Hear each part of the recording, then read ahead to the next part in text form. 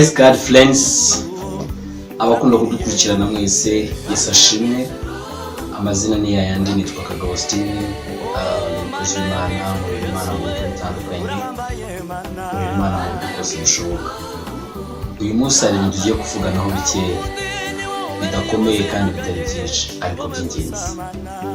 Ndakwinginze, tega amatwi, kurikirana ibintu. Uyu munsi dufite amafaranga hano, ni amafaranga igihumbi mu Rwanda, mwese murayazi. Amafaranga afite agaciro kubera ikirangantego kiriho. Amafaranga afite agaciro kubera sinyatiri iriho. Nyafata nkayakunjakunja, nkayagira uko ashaka, nubwo ahinyahinye, nubwo akunda kunja, nubwo buri wese yayakandagira, nubwo buri wese yakoraho ibiki byose, ariko agumana agaciro kayo. Reka mubwire, aya mafaranga yacu nubwo twayahinyahinye, twayakunjakunja, ntabwo biyakuyeho kuba inota y'igihumbi. Biyakuyeho kugomeza kwitwa amafaranga. Aragumana agaciro kayo. Yitwa amafaranga, afite agaciro, nubwo twayakunjakunje nayajyana amenye Kristo umwami n'umukiza w'ubugingo bwawe. Si ukumumenya gusa kubera ko bamukubwiye, wabyatuje n'akanwa kawe, urabirara uvuga ngo Mana ndakwakira, muri kuzimu ushyira ubugingo, urabyatura n'akanwa kawe. Ukimara kwatura ririya jambo ryonyine, wabaye uw'agaciro imbere y'Imana, wabaye umwana w'isumba byose.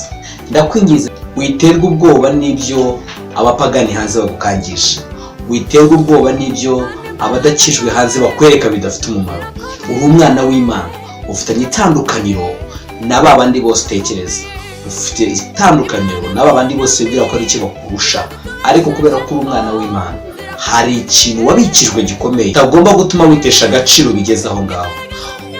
200, 1000 kikakubuza kwinjira mu bwami bw'Imana, kandi wakabaye ubona ibirenze iki gihumbi. Abubwire, nubwo bazagukandagira, nubwo bazakugira icyo bashaka cyose, bakagucira, bakagupfobya, bakareka kukumva, bakaguhinyuza, ntaga agaciro Imana ashyize muri yo kazaba karangiye. Uri uw'agaciro, uhere none aha ngaho ubitekereza, uri uw'agaciro imbere y'Imana. Nubwo wakubitwa n'imiraba, nubwo ibibazo byakunamisha, nubwo ingorane zaza, nubwo havuka ibibazo bitandukanye bimeze bite, ariko uzaba uri uw'agaciro imbere y'Imana.